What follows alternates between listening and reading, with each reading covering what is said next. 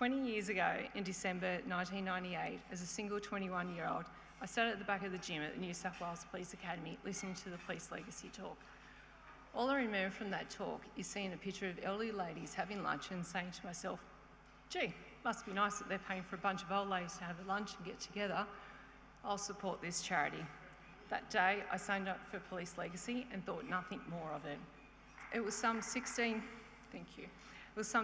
years later before I personally knew of anyone that had benefited from Police Legacy. Little did I think that I would become that old lady getting her free lunches, but 2 years ago, I went from a supporter of Police Legacy to a receiver of Police Legacy. After a testing from the New South Wales Police Academy, I met my husband, Andrew Small, who was also a police officer.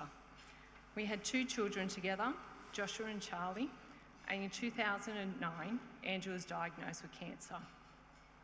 He never returned to wearing his uniform again and battled for the next 7 years to stay alive. We were supported both by our friends, family, colleagues and the police until his death on the 11th of October 2016. I just turned 39 when I became a widow with our 2 children, Charlie aged 9 and Joshua aged 12.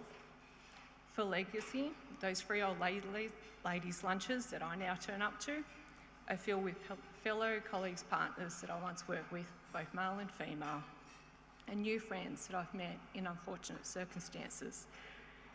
There is a young group, which believe it or not at 40, I'm part of, and my opinion of old has changed. Unfortunately, age does not discriminate in being a part of Police Legacy. It lets you be you, and you don't need to feel left out because you don't have a partner beside you. For the kids, they get to turn up to a function or activity and not get told, go get your dad to help us out. Charlie is going to abuse someone one day for making that comment. Legacy provides school scholarships each year, and this has allowed me to keep my children in the same Catholic school as their friends. As for the camps, I finally had my first 5 nights of peace and quiet in July this year when my eldest Josh went on his first camp to New Zealand. He'd already declined 3 previous camps and was reluctant to go and only agreed at the last minute with, you owe me for this one. I set him up with some spending money and international roaming. I was more excited than him, but I did get sad at the airport when we had to say goodbye. Within half an hour, I had a text message from Josh letting me know that he'd met everyone and made some friends. That night, Josh phoned me for a quick good night and the same the following night.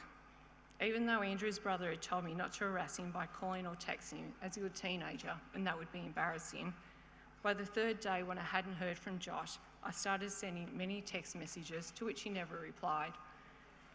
I was saying to myself, he must be having a good time or there's no internet or phone reception.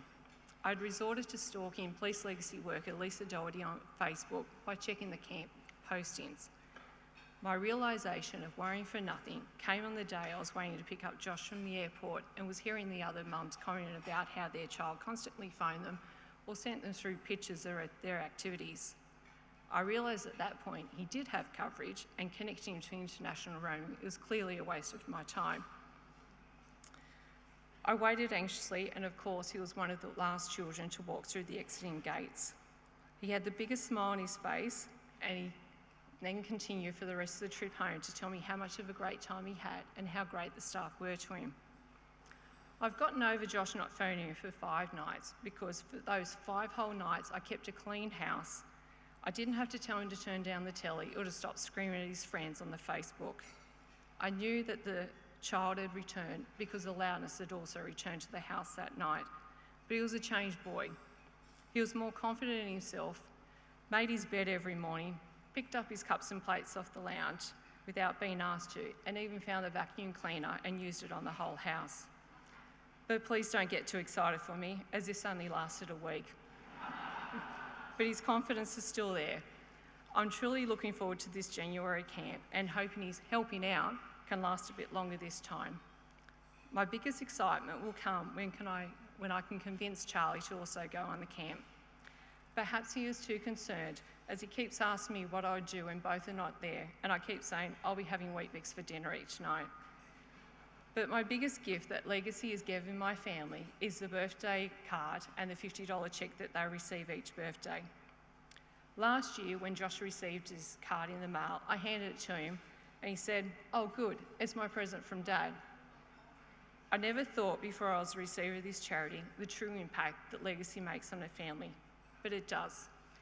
My kids get a birthday and Christmas present each year from Legacy, and they take that as their present from their dad.